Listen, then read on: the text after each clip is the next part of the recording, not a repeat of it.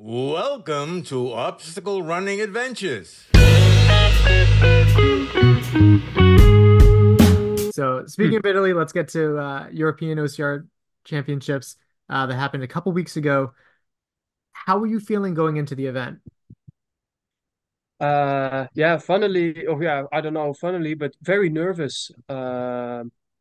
Last year in Hungary, I won the standard course, which for me was quite surprising. I knew I was in good shape, but the year before in Italy, I got 11th or 12th place.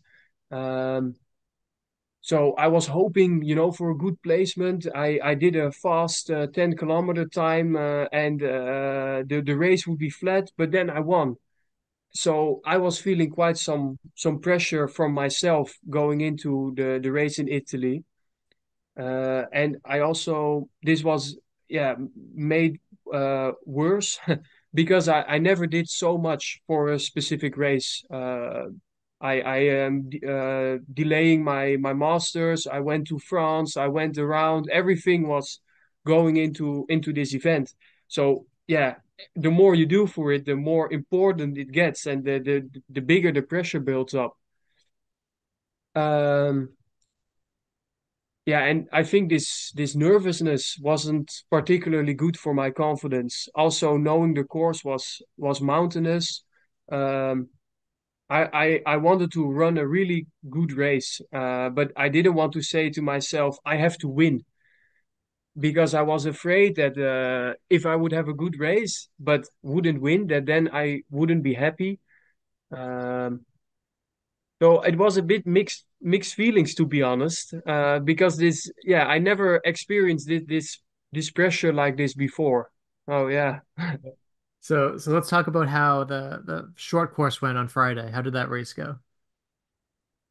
Yeah, that was a very good race for me. I was in the second wave. This wave system. I think we can talk about it briefly after. But I was in the second wave, a couple minutes behind all the favorites, but also in my wave were very good athletes.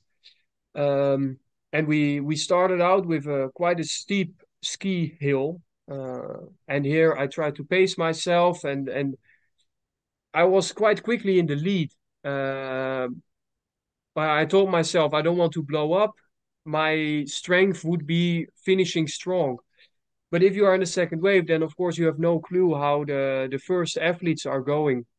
So I was just telling myself, push, not too much, and don't make mistakes in the obstacles.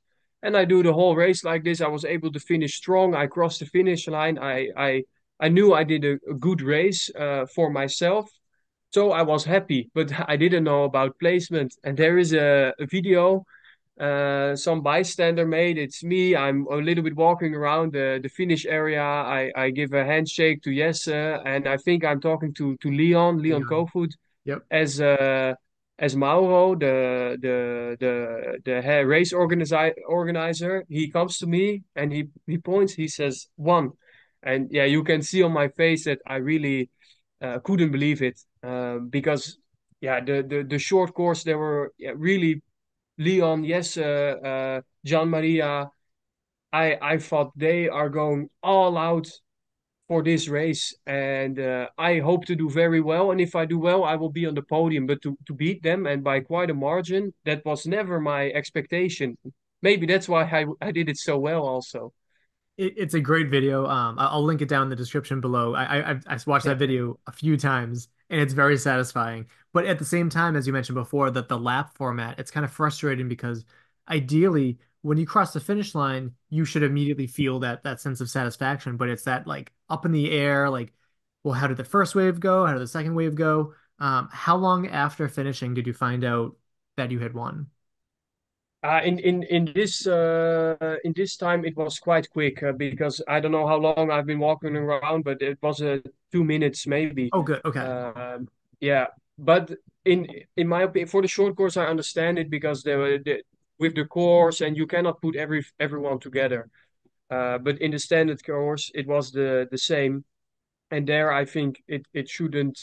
B, that you are not physically racing each other. And I think it was even Hunter McIntyre quite some years ago who was discussing the same thing, that if you make waves, then you are racing your wave, Right. but actually you are racing everyone. So it's never been tried, but I'm curious how it would be if we would time trial it, the short Right. course, because it's not possible to do a mass start. It won't fit. But what happened? But now I'm looking to my left and to my right. And Jesse was also saying this after the course.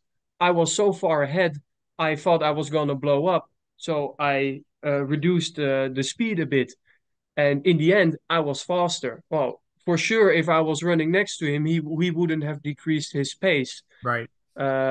So what would happen if every 20 seconds they start an individual athlete? I would be curious to see, because then you are no longer paying attention to the people you see around you. Yeah, it's just you versus the course. Yes, yes. Something else that's commonly brought up about this event in particular, as well as FISO's World Championships, is the penalty ban system. So, could you explain that to people in case they're unfamiliar with that?